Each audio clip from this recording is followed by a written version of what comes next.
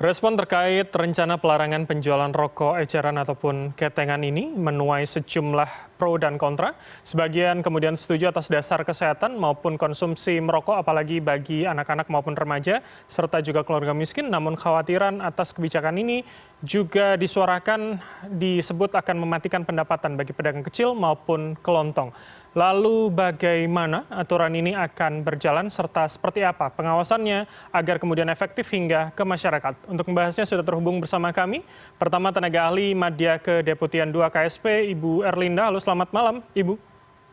Iya, selamat malam. Assalamualaikum warahmatullahi wabarakatuh. Waalaikumsalam warahmatullahi wabarakatuh. Kemudian yang kedua adalah Ketua YLKI, Pak Tulus Abadi. Pak Tulus, selamat malam. Ya, malam. Selamat malam semuanya. Baik, tentu harapannya dalam kondisi sehat Ibu dan juga Bapak. Saya akan ke Ibu Erlinda terlebih dahulu. Jika kemudian alasannya adalah soal kesehatan, kemudian mengurangi konsumsi bagi mereka yang tidak seharusnya, misalkan seperti anak-anak remaja begitu, apakah kemudian ini menjadi opsi terakhir begitu Bu? Apakah kemudian opsi misalkan menaikkan cukai yang selama ini dilakukan ini belum cukup untuk menghindarkan konsumsi ini, apalagi untuk anak-anak dan remaja, Bu Erlinda? Ya, terima kasih sebelumnya. Kita tahu bahwa kebijakan ini sudah disampaikan Pak Presiden beberapa waktu yang lalu dan ini tertuang pada Kepres yang dalam usulan Kepres terhadap peraturan pemerintah ya, PP nomor 109 tahun 2012 tentang pengamanan bahan yang mengandung zat aktif berupa produk tembakau bagi kesehatan. Nah, muatan revisi PP ini bukan hanya akan membatasi ya tadi rokok ketengan tadi, tapi di sini mengatur beberapa perubahan. Nah, salah satunya tadi yang sudah disampaikan oleh Mas bahwa salah satunya juga menaikkan biaya cukai tadi ya. Yang pertama adalah penambahan luas persentase gambar dan boleh dibilang di dalam PP itu ada perubahan untuk menaikkan cukai, termasuk juga tadi pelarangan terhadap penjualan rokok batangan, termasuk juga pengawasan iklan juga, Mas. Pengawasan iklan, promosi dan sponsorship, termasuk penegakan dan penindakan media teknologi informasi serta penerapan kawasan tanpa rokok. Nah, ini sejalan dengan, saya izin menginformasikan, ini sejalan dengan program nasional pemerintah, di mana perlindungan kesehatan ini dimulai dari bayi maupun dimulai dari janin ya, artinya dengan apa? Ada namanya program Kabupaten Kota Layak Anak yang terintegrasi juga dengan Desa Ramah Perempuan dan Peduli Anak. Di dalam bidang kesehatan itu kawasan tanpa rokok betul-betul sudah dilakukan, Mas.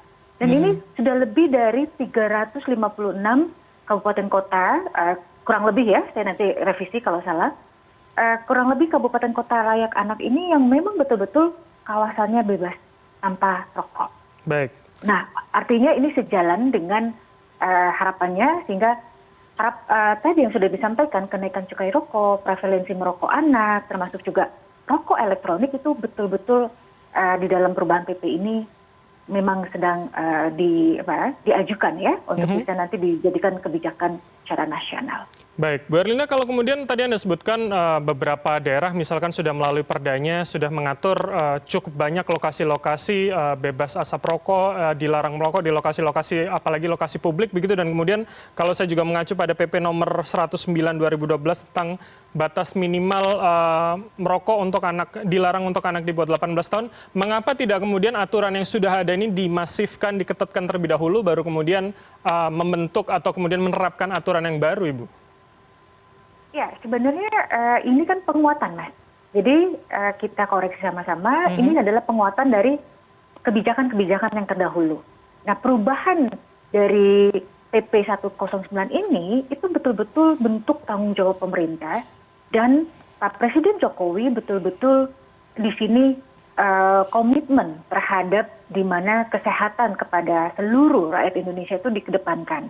Dan di sini kami juga ingin mengingatkan bahwa bagaimana kemarin kita di bencana COVID ya, itu menyerang dan salah satunya adalah paru. Nah, paru-paru ini kan kita tahu bahwa menurut dari Jurnal Kesehatan, Kementerian Kesehatan sendiri itu kan dari rokok ya, termasuk juga turunannya. Nah, oleh karena itu kami berharap apa yang menjadi kebijakan Pak Jokowi ini menjadi bagian dari memang memberikan perlindungan kepada kita semua, termasuk juga komitmen untuk menjadikan anak bangsa, khususnya anak remaja ini, mereka betul-betul kuat secara tidak hanya secara fisik, tapi juga mental karakter juga mereka dengan adanya hal kebijakan ini memang betul-betul bisa terlindungi. Baik, saya akan minta komentar dari Pak Tulus seperti apa kemudian melihat rencana aturan ini, seberapa efektif kemudian kalau kita berkaca saja pada bagaimana penerapan maupun penegakan dari aturan yang sebelumnya sudah ada, Pak, terkait hal yang sama.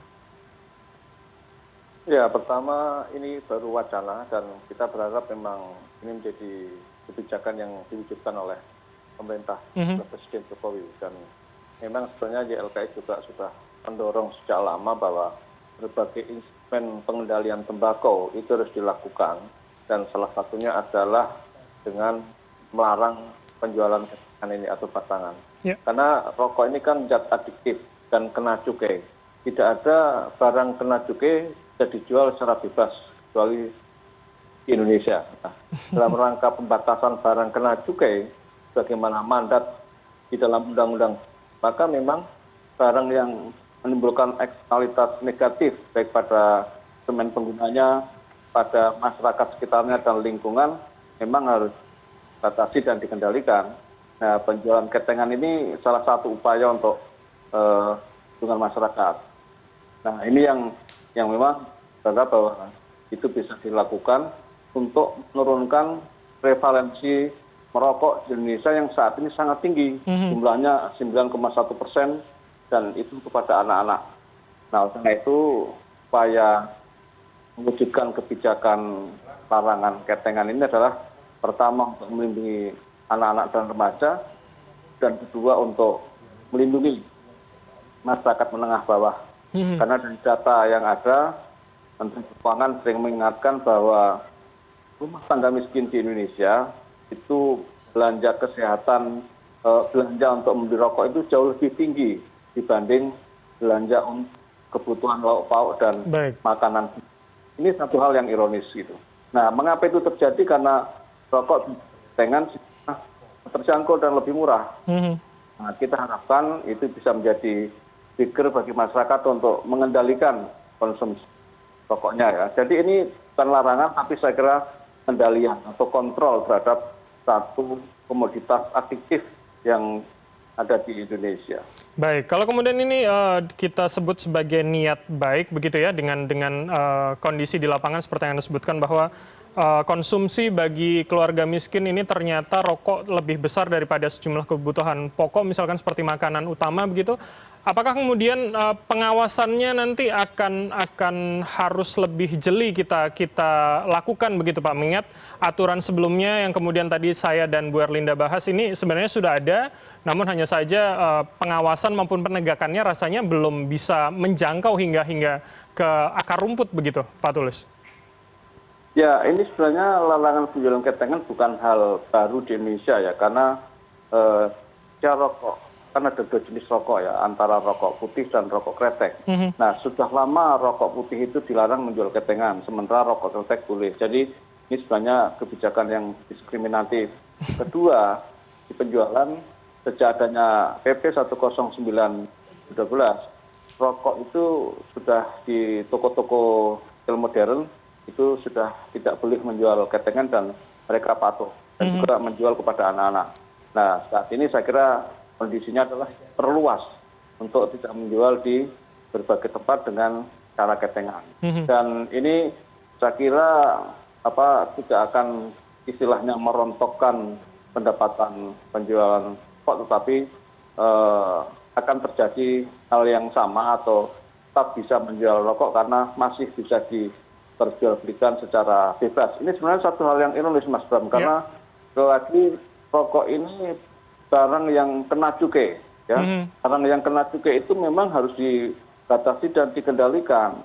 Nah, sebagai contoh yang terdekat, itu menjual rokok itu tidak boleh didisplay ya di retail. Mereka hanya menuliskan satu banner yang tulisannya adalah "We sell cigarettes". Kami menjual rokok, tapi konsumen tidak tahu mereknya apa, tahu harganya berapa, apalagi menjual ketengan. Nah, ini yang saya kira Indonesia dalam hal ini memang masih terlihat aktif di dalam memasarkan produk adiktif ini. Oke, Pak Tulus, tapi kemudian masyarakat juga kemudian berkomentar begitu ketika ketengan tidak diperbolehkan, dikhawatirkan akan menambah konsumsi karena ketika tidak bisa beli secara batangan maka akan beli perbungkus yang mungkin berisi lebih banyak dan dihabiskan dalam satu hari. Bagaimana kemudian kita juga memenahan anggapan tersebut ketika memang niatnya adalah membatasi, apalagi bagi mereka yang tidak seharusnya, umur yang belum tepat untuk mengkonsumsi rokok, Pak Tulus? Ya, ini kan filosofinya ketika dibatasi kan menjadi trigger agar masyarakat kemudian justru tidak membeli rokok secara sembarangan dan secara mudah karena terkendala oleh harga misalnya, ataupun juga oleh uang yang ada di kantong mereka. Yeah. Nah, dan menjual ketengan seperti sekarang, orang bisa membeli satu batang 2.000, ya, dan di bawah itu bahkan itu kan artinya apa? Aksesnya semakin mudah.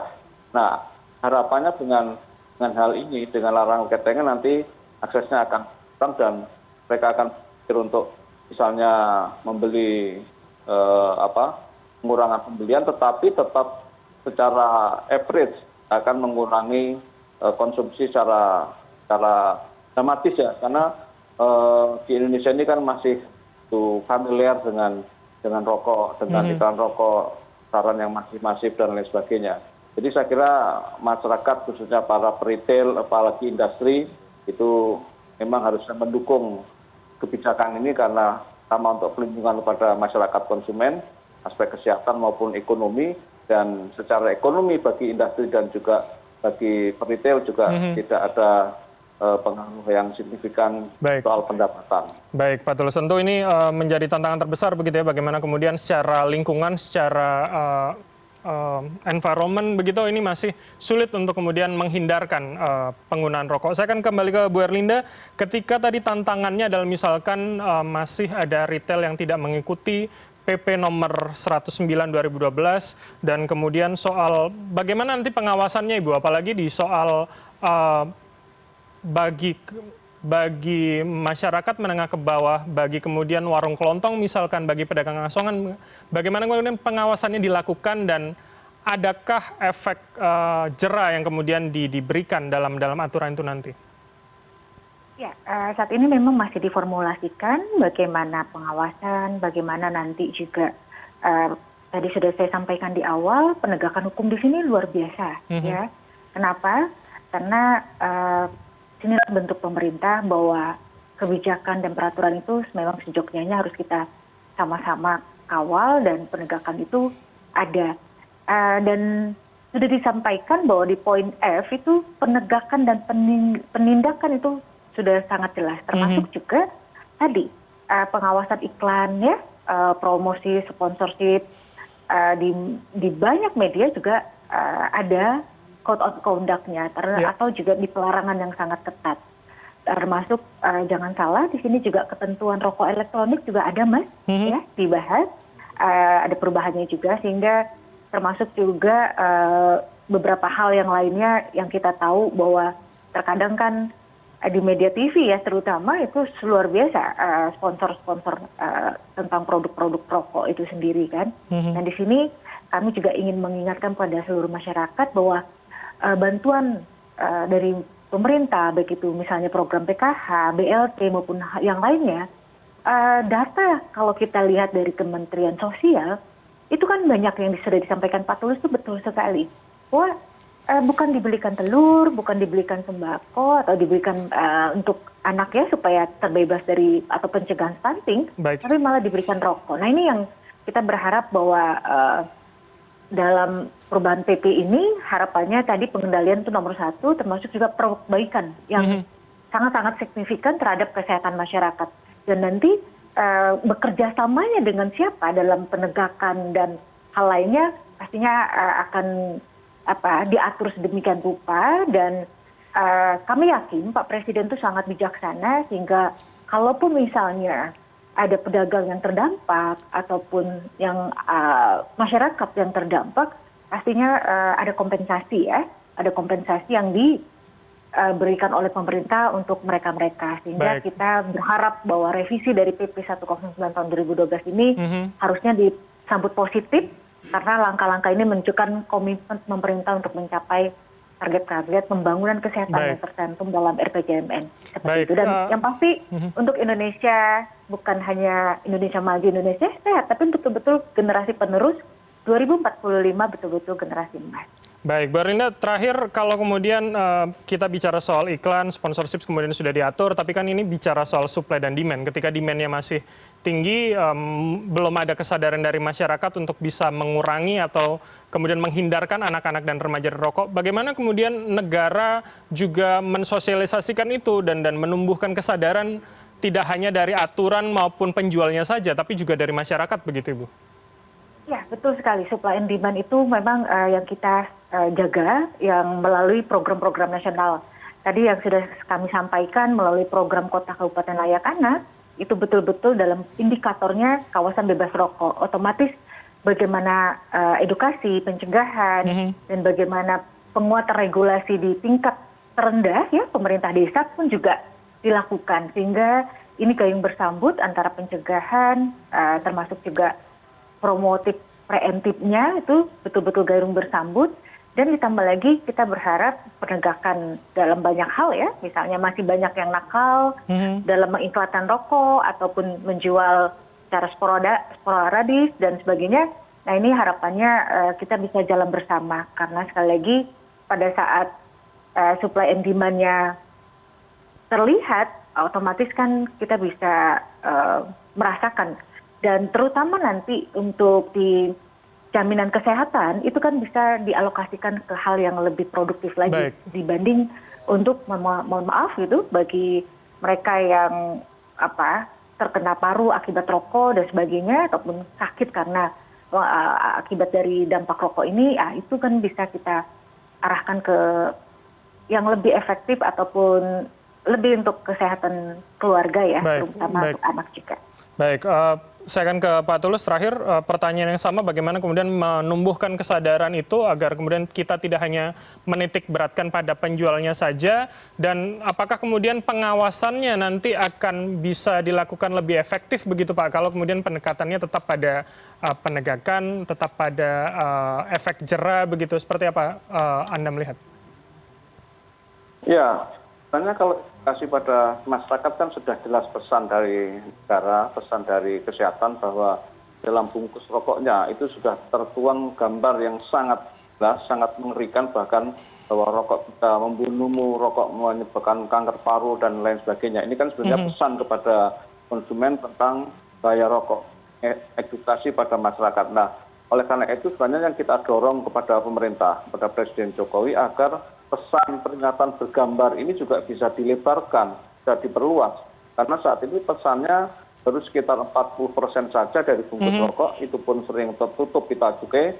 Nah, kita dorong agar itu bisa diperbesar menjadi 80 atau 90% sebagaimana negara lain, sehingga edukasi pada masyarakat soal bahaya rokok itu bisa tercapai. Nah, pengawasan yang ada saat ini memang kita memerlukan pengawasan yang lekat di masyarakat ya. Jadi masyarakat dengan adanya wacana kebijakan ini adalah pesan kepada masyarakat agar bahwa rokok itu produk adiktif, rokok itu benda kena cukai yang tidak bisa dikonsumsi, dipasarkan secara bebas seperti permen, seperti kacang goreng ataupun yang lain, yang sehingga instrumen menaikkan cukai itu bisa efektif jika pembatasan ini dilakukan. Karena selama ini pemerintah menaikkan cukai 10% misalnya untuk tahun ini dan tahun depan. Itu akhirnya tidak mampu mengendalikan konsumsi rokok di masyarakat karena akhirnya masyarakat masih bisa membeli dengan mudah dan murah. Harganya terjangkau dan gampang diperoleh. Nah, harapannya dengan larangan pembatasan ini bisa ada upaya untuk pengendalian khususnya kepada anak-anak, remaja dan juga rumah tangga yang tidak mampu, yang selama ini justru tersedot oleh konsumsi rokok di pendapatan mereka. Baik, tentu ini PR bersama begitu pengawasan dan juga bagaimana menumbuhkan kesadaran agar pengendalian maupun prevalensi merokok ini kemudian bisa dijauhkan dari anak-anak dan remaja dan juga bisa terkontrol untuk konsumsi tembakau. Terima kasih atas waktu Anda, Ketua YLKI Pak Tulus Abadi, serta tenaga ahli Madya Kedeputian 2 KSP, Ibu Erlinda telah bergabung bersama kami. Selamat malam, salam sehat selalu, Ibu dan juga Bapak. Terima kasih, selamat malam, salam sehat.